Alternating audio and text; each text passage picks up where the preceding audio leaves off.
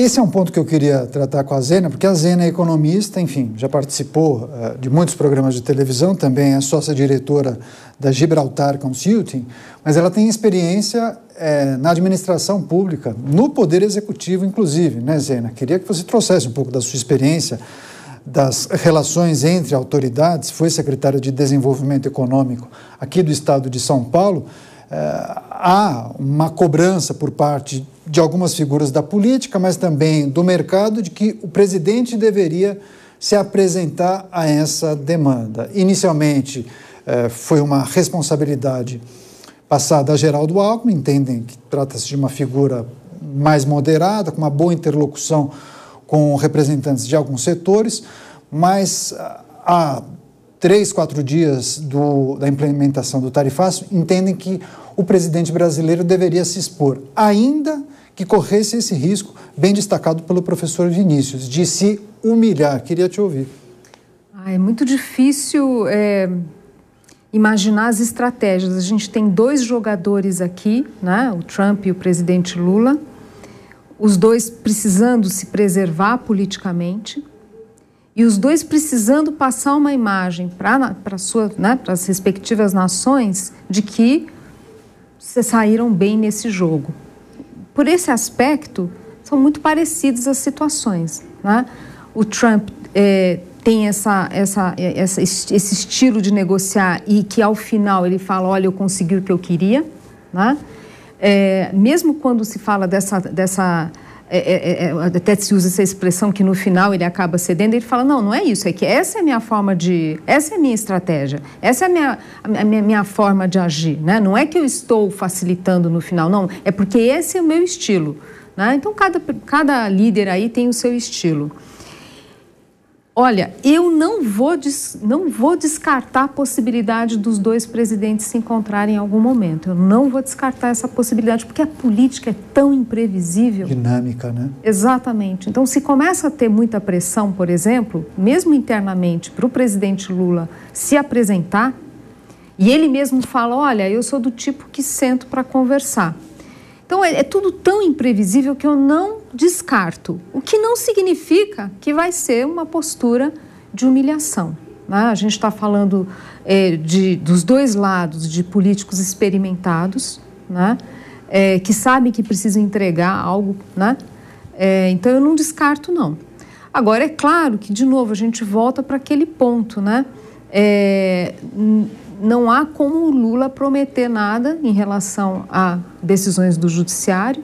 Acho que isso já foi colocado muito claramente pela diplomacia, enfim, ao presidente. Pelo menos o que sai na imprensa é que isso já foi colocado por Trump, né? Que não tem como se prometer algo do judiciário. Mas tem uma irritação com o Brasil, independentemente disso, né? As falas do presidente Lula são uma provocação. Então, seria muito importante, na minha visão, ter um certo recuo aqui do nosso presidente, no sentido de evitar provocações e aprofundar essa sinalização de que, olha, eu toparia conversar. Pois é, olha, tem vários aspectos que a gente precisa considerar a partir de declarações e visões das autoridades brasileiras, porque me parece que neste momento, hoje, terça-feira, há um grande contingente de pessoas influentes que apostam na implementação do tarifaço. E eu queria fazer o exercício agora de pensarmos no dia seguinte ao tarifaço. Hugo Mota, que é o presidente da Câmara dos Deputados, professor Vinícius, defende a adoção da lei da reciprocidade, né? Devolver na mesma moeda. E até nós trouxemos na semana passada indicações de representantes do governo que sim, levantam a possibilidade de adotar esse dispositivo, mas não de imediato, né? Sexta-feira entra em vigor a taxação dos Estados Unidos sobre os produtos brasileiros, daí na segunda-feira o governo brasileiro institui e implementa a mesma tarifa de 50% sobre produtos americanos. O que é preciso considerar sobre os sinais que nós devemos emitir, que o Brasil deve emitir para os Estados Unidos a partir da implementação. Aí abre-se um canal de negociação diferente a partir da implementação dessa tarifa que muda na dinâmica do jogo? Nós vamos começar muito mal esse jogo porque nós vamos ter a maior tarifa dentre todos os países. Ainda que alguns não tenham chegado a nenhum acordo, 50% será a maior tarifa. Exceto China, a depender do resultado final. Depende do resultado final, mas tudo indica que na China haverá ali um adiamento, uma trégua de 3 meses. Sim. É o que tudo indica. E a China tem esse poder de barganha, algo que nós não temos. A China escalou, passou de 100%, 145%. Trump respondeu na mesma moeda, até que as partes conversaram. Só que nós não somos a China, a gente não tem o mesmo status internacional. Nós não temos, por exemplo, armas nucleares. Pode parecer piada falar aqui de armas nucleares, inadequado, mas repare, né, o Trump, ele respeita ali as grandes potências. A própria União Europeia parece que ele respeita menos do que, por exemplo, Rússia, que interessantemente ficou com uma tarifa ali de 10%, e no meio dessa discussão também não está claro ali como que o Putin vai ser taxado, ainda que haja ali promessas de sanções em 12 dias na questão da guerra da Ucrânia. Mas voltando ao ponto do Brasil, quais são as opções de retaliação, por exemplo? Podemos suspender propriedade intelectual, mas acho que geraria um mal-estar muito grande no mercado, no sentido de não respeitarmos contratos. Seria um instrumento legítimo do ponto de vista das relações internacionais, sem dúvida, mas no aspecto econômico, péssimo. E acho que o problema do governo, aliás, já tem problemas de credibilidade junto ao mercado, independentemente do Trump, como a questão da dívida pública, enfim, todo esse debate que já existia aqui. Então, o governo acho que não vai se arriscar nesse sentido. Então, talvez o governo, ele tenha ali um período, como já se especulou aí, de 6 meses até decidir fazer alguma coisa e, nesse período, tentar abrir algum canal de negociação. Seria até uma sinalização de boa vontade. Olha, vocês estão nos taxando, mas nós ainda queremos sentar à mesa. Enquanto, pelo menos, não houver uma conversa de fato entre os presidentes, nós vamos segurar qualquer retaliação. É um caminho possível.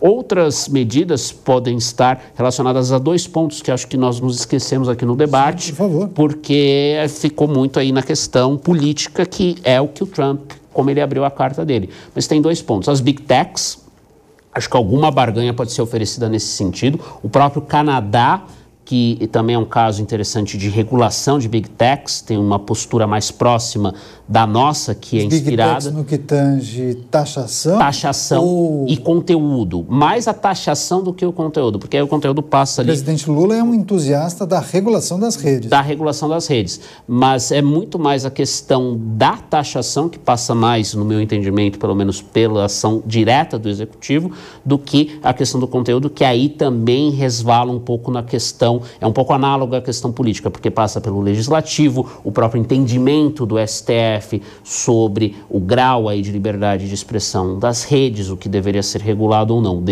Teria mais, como nós falamos na ciência política, atores de veto. Na questão tributária, não me parece ser o caso. Então, alguma barganha por questão de pragmatismo pode ser oferecida. E o segundo ponto, né, a Zena falou aí das falas do presidente Lula. Acho que mais que as falas do Lula, acho que o mais pega ali o Trump, e do ponto de vista novamente das relações internacionais, foi muito interessante ver o Trump, mesmo antes da posse, preocupado com os BRICS, porque todo mundo em relações internacionais, principalmente em universidades americanas, colegas de universidades americanas e europeias falavam, os BRICS não se preocupavam muito. Quando o presidente dos Estados Unidos se preocupa com os BRICS é porque tem alguma coisa ali que gera um mal-estar. E qual é esse mal-estar, na minha visão? Mas isso passa por aquela suposta adoção da moeda alternativa? Exatamente. Essa proposta não é nenhuma moeda alternativa. Uma unidade de pagamento. Uma unidade de pagamento, mas, sobretudo, o que mais preocupa o Trump é o quê? É a desdolarização da economia global. Que, repito aquilo que eu já falei em outras entrevistas, não vai ser uma questão do Trump, do Lula, do Xi Jinping e do Putin. Quem vai definir se o dólar vai continuar ou não como moeda de troca global vai ser o mercado. E quem está mais minando a credibilidade do dólar é o Donald Trump, com a One Big Beautiful Bill, né, que ali abre margem para gastos maiores, tanto que gerou atenção com Musk, que defendia ali cortes de gastos e saiu do governo. Mas voltando aqui para a questão do Lula, o que ele poderia oferecer? Algum compromisso no sentido de não avançar nessa agenda de desdolarização e talvez ali não taxar as Big Techs. Acho que essas são as 2 moedas de barganha que podem satisfazer Trump, mas o Trump tem que falar, tem que estar disposto a negociar. Por hora, não há nenhuma sinalização nesse sentido. Pois é, Troster, também quero te ouvir. Caminhos possíveis a partir da implementação da tarifa de 50%.